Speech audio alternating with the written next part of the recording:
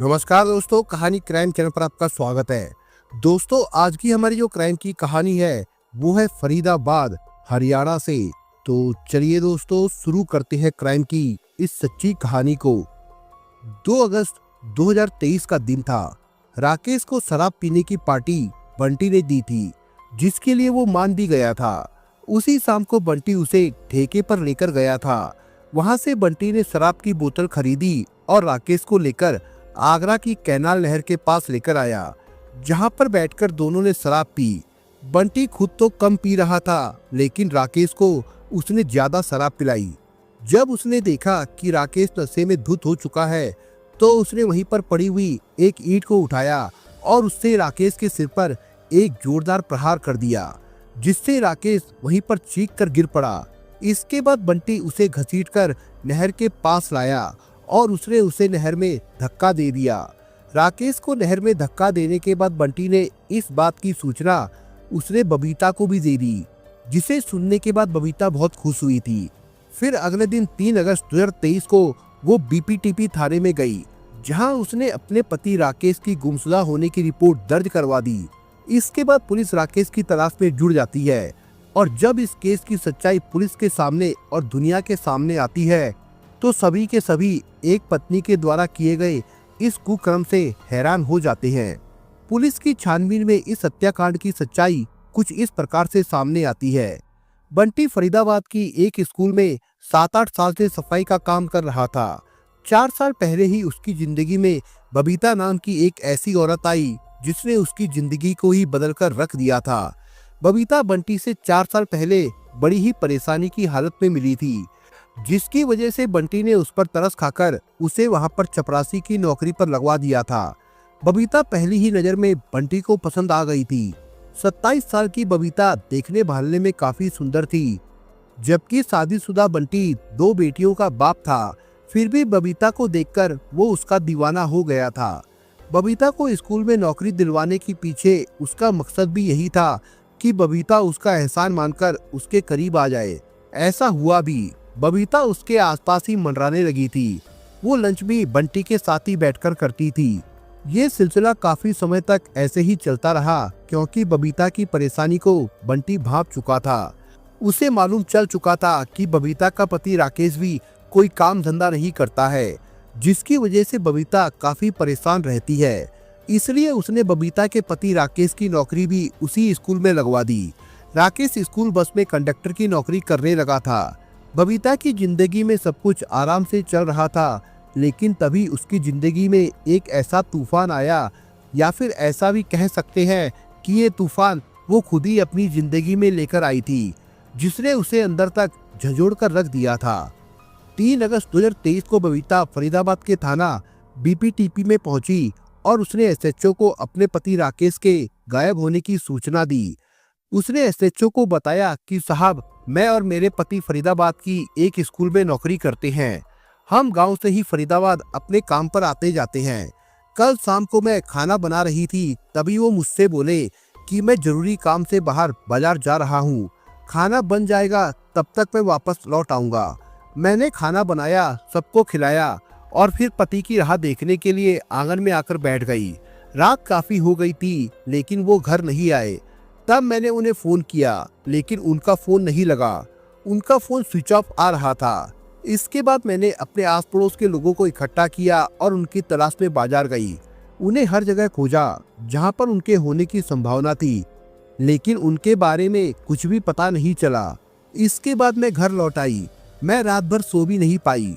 सोचा रात में कहीं रुक गए होंगे, सुबह आ जाएंगे, लेकिन अब दिन के 9 बजने को आए हैं और वो अभी तक घर नहीं लौटे हैं। इसके बाद एसएचओ साहब ने कहा कि तुम अपने पति की गुमशुदा होने की रिपोर्ट लिखवा दो और उनकी एक फोटो भी हमें दे दो। हम तुम्हारे पति की तलाश करने की हर संभव कोशिश करेंगे। एसएचओ ने बबीता को एक सिपाही के साथ गुमशुदगी दर्ज करवाने के लिए भेज दिया। पुलिस ने 35 साल के राकेश कुमार की गुमशुदगी दर्ज कर ली थी। बबीता पति का फोटो साथ लाई थी, जिसे उसने पुलिस को दे दिया था। इसके बाद बबीता अपने घर वापस लौट आई। एसएचओ ने राकेश कुमार की गुमशुदगी का मामला बड़ी संजीदगी से लिया। वो टीम के साथ राकेश की खोज में खेड़ी कला के बाजार भी गए। राकेश का फोटो दिखाकर वहां के दुकानदारों और अन्य लोगों से पूछताछ की, लेकिन कहीं से भी उन्हें राकेश के यहाँ बाजार में आने की कोई सूचना नहीं मिली। थाने लौटकर उन्होंने एसपी को इस सूचना से अवगत कराया तो उन्होंने ये केस क्राइम ब्रांच शाखा डीएलएफ को ट्रांसफर कर दिया। क्राइम ब्रांच के डीसीपी मुकेश मल्होत्रा ने एसीपी अमन यादव के सुपरविजन में एक टीम का गठन किया और टीम को आदेश दिए कि जल्दी से जल्दी राकेश के लापता होने की गंभीरता से जांच करे और उसका पता लगाए। उन्होंने राकेश की फोटो भी आसपास के थानों में भिजवाकर सोशल मीडिया पर भी शेयर कर दी। क्राइम ब्रांच के प्रभारी दीपक और एसीपी अमन यादव ने जांच शुरू करने से पहले एक मीटिंग बुलाई, जिसमें कि उन्होंने इस केस से संबंधित हर पहलू पर बातचीत की। मीटिंग में उन्होंने कहा कि हो सकता है कि बबीता ने ही अपने पति राकेश को गायब करवाया हो या फिर जान से मरवा दिया हो। हमें गुप्त रूप से बबीता के चरित्र की जांच पड़ताल करनी पड़ेगी, क्योंकि अगर उसे भनक लग गई तो वो सावधान हो सकती है।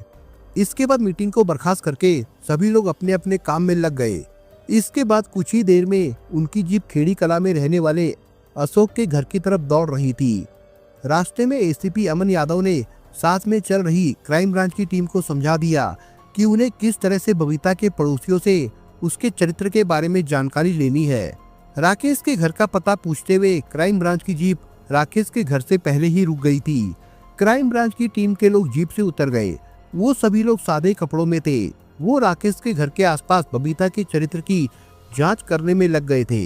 एसीपी अमन यादव और प्रभारी दीपक कुमार राकेश के दरवाजे पर पहुंच गए। बबीता उन्हें वहां बाहरी मिल गई थी।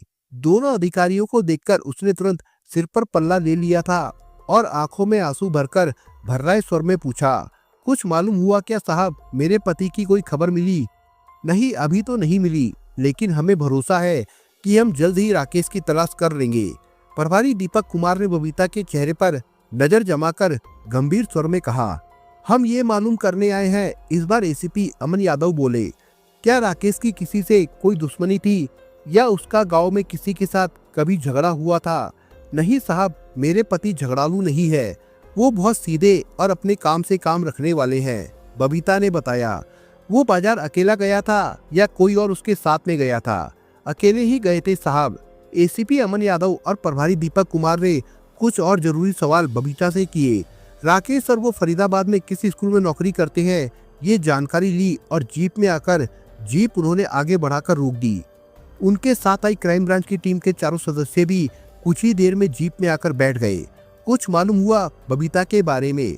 प्रभारी दीपक ने उनसे पूछा। बबीता का किसी से अफेयर चल रहा हो ऐसी तो कोई जानकारी नहीं मिली सर, लेकिन ये जरूर मालूम हुआ कि राकेश और बबीता के बीच अक्सर किसी बात पर झगड़ा होता रहता था। वे किस बात पर झगड़ते थे ये कोई नहीं जानता, एक सदस्य ने बताया। यही मालूम करना होगा, तभी हमें आगे की राह मिलेगी, प्रभारी दीपक कुमार ने गंभीर स्वर में कहा। कल स्कूल में चलते हैं, वहाँ से कुछ जानकारी मिल सकती है। 24 घंटे से ऊपर हो गए थे, लेकिन राकेश कुमार का कोई सुराग नहीं लगा था।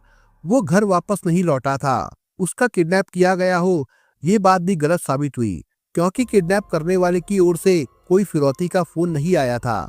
तीसरे दिन प्रभारी दीपक कुमार और एसीपी अमन यादव ने उस स्कूल में जाकर जानकारी जुटाई जहां राकेश और बबीता काम करते थे। वहां से एक चौंकाने वाली बात का पता चला। एक स्कूल कर्मचारी ने बताया कि स्कूल में बबीता और बंटी में नजदीकियां थी। दोनों स्कूल में साथ साथ ही रहते थे, खाना भी वे दोनों एक साथ खाते थे। चूंकि राकेश स्कूल बस में कंडक्टरी करता था, इसलिए एसीपी अमन यादव ने स्कूल बस के ड्राइवर से बात करके राकेश के बारे में बहुत कुछ मालूम कर लिया था। स्कूल बस का ड्राइवर और राकेश ज्यादातर समय साथ साथ ही रहते थे, इसलिए ड्राइवर से राकेश अपने दिल की गोपनीय बातें भी शेयर कर लेता था।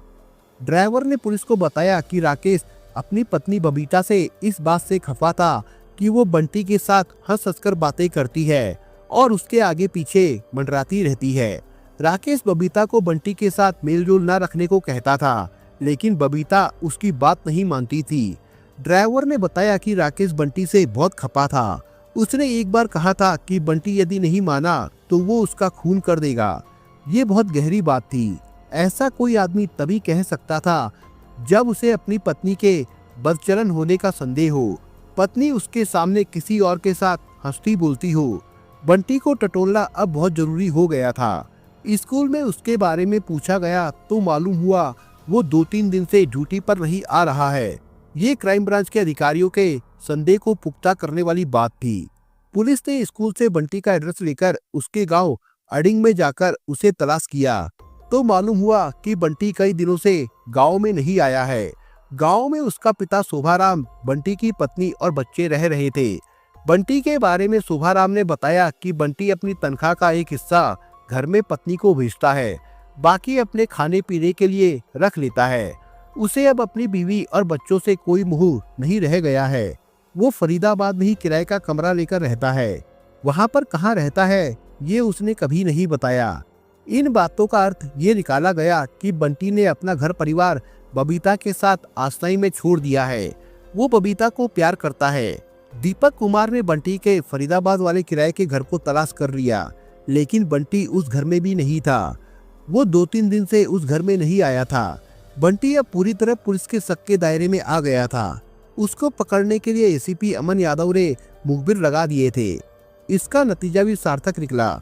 17 अगस्त 2023 की सुबह उसे मथुरा के गांव बुढ़ेना स्थित चंदीला चौक से गिरफ्तार कर लिया गया। उसी दिन उसे कोर्ट में पेश करके 25 अगस्त तक के लिए रिमांड पर ले लिया गया। क्राइम ब्रांच के रिमांड रूम में बंटी को लाया गया तो एसीपी अमन यादव के तेवर देखकर वो कांपने लगा। एसीपी भाप गए कि ये बगैर शक्ति के अपना मुंह खोल देगा। उसे अपने सामने बिठाकर उन्होंने उसके चेहरे पर नजरें जमा दी। बंटी, तुम्हारे लिए यही ठीक रहेगा कि जो कुछ हम पूछे तुम उसका सही सही जवाब दो। यदि झूठ बोलने या बरगलाने की कोशिश की तो तुम्हें उल्टा लटका दिया जाएगा और फिर मैं कुछ भी नहीं छिपाऊंगा साहब। बंटी जल्दी से बोला। आप पूछिए, क्या पूछना है? राकेश तुम्हारे साथ स्कूल में नौकरी करता था, अब वो 15 दिन से लापता है, बताओ वो कहाँ है? अमन यादव ने पूछा। मैंने उसे मार दिया है साहब, बंटी ने रुआंते स्वर में कहा। मार दिया? क्यों? पास बैठे प्रभारी दीपक कुमार ने चौंक कर पूछा। उसने तुम्हारा क्या बिगाड़ा था? कुछ भी नहीं साहब, वो तो सीधा साधा आदमी था। गलती मेरी थी, मैं उसकी पत्नी बबीता के साथ फंस गया था। उसके रूपजाल ने मुझे ऐसा मोहित किया कि मैं अपनी बीवी बच्चों तक को भूल गया था। बबीता के कहने पर मैंने राकेश की हत्या कर दी। मुझसे बहुत बड़ा गुनाह हो गया साहब, मुझे माफ कर दो। कहते कहते बंटी रोने लगा था। तुमसे अपने पति का खून करने के लिए बबीता ने कहा था? प्रभारी दीपक कुमार ने पूछा। जी हाँ, बंटी ने कहा। साहब, परेशान हाल में काम की तलाश करने आई बबीता के यौवन पर फिदा होकर मैंने उसे स्कूल में चपरासी की पोस्ट पर लगवा दिया था। बबीता दिल फेंक थी, वो जल्द ही मेरी तरफ आकर्षित हो गई। मैंने बहुत जल्दी बबीता को अपनी सेज पर सजा लिया था। मेरे प्यार और जोश पर बबीता इस कदर फिदा हो गई कि उसे अपना पति बेकार लगने लगा था। जबकि पहले उसी के कहने पर मैंने स्कूल में राकेश को भी बस की कंडक्टरी का काम दिलवा दिया था। वो स्कूल में रोज आता था, लेकिन सुबह दोपहर में वो स्कूल बस के साथ बच्चों को लाने छोड़ने के लिए बाहर रहता था। इस बीच बबीता और मैं अपने दिल की मुरादें पूरी कर लेते थे। धीरे धीरे राकेश को हम पर शक होने लगा तो उसने बबीता को मुझसे दूर करने की कोशिश की, लेकिन बबीता ने उसकी परवाह नहीं की। वो मेरे नजदीक बनी रही। राकेश घर जाकर बबीता को उल्टी सीधी सुनाता, दोनों में कलेश होता, लेकिन बबीता ने मेरा साथ नहीं छोड़ा। एक दिन बबीता ने मुझसे कहा कि मैं राकेश को रास्ते से हटा दूं। वो उससे रोज झगड़ा करता है, गालियां देता है, अब हाथ भी उठाने लगा है। मैंने बबीता की बात मान ली। राकेश का कांटा निकल जाने से बबीता मुझसे खुलकर अय्याशी करती। मैं उसे फरीदाबाद में पत्नी बनाकर रखता था। बंटी के द्वारा राकेश की हत्या का जुर्म कबूल कर लेने के बाद इस जुर्म में शामिल राकेश की पत्नी बबीता को क्राइम ब्रांच टीम ने खेड़ी कला में उसके घर से गिरफ्तार कर लिया। क्राइम ब्रांच के ऑफिस में अपने प्रेमी बंटी को सिर झुकाकर बैठे देखा तो वो समझ गई कि पति की हत्या का भेद खुल गया है, इसलिए उसने भी चुपचाप अपना गुनाह कबूल कर लिया। बीपीटीपी थाने में दर्ज अपराध संख्या 200/23 पर धारा 302 लगाकर दोनों को कोर्ट में पेश किया गया, जहां से उन्हें जेल भेज दिया गया था।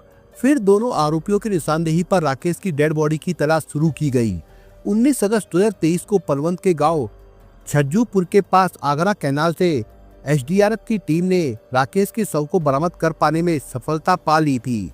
पुख्ता सबूत हासिल करने के बाद क्राइम ब्रांच की टीम ने हत्या आरोपी बंटी और उसकी प्रेमिका बबीता को कोर्ट में पेश करने के बाद जेल भेज दिया था। बबीता और बंटी को अपने किए की सजा दिलवाने के लिए एसएचओ तैयारी में लग गए हैं। राकेश का शव उसके परिजनों को सौंप दिया गया था, जिन्होंने उसका अंतिम संस्कार कर दिया था। दोस्तों, इस कहानी के बारे में आपके विचार क्या है, हमें कमेंट बॉक्स में जरूर बताएं। और दोस्तों, अगर आपको हमारा काम पसंद आया हो तो वीडियो को लाइक शेयर जरूर करिए। और अगर आपने अभी तक चैनल को सब्सक्राइब नहीं किया हो तो जाने से पहले चैनल को सब्सक्राइब जरूर करिए दोस्तों। धन्यवाद।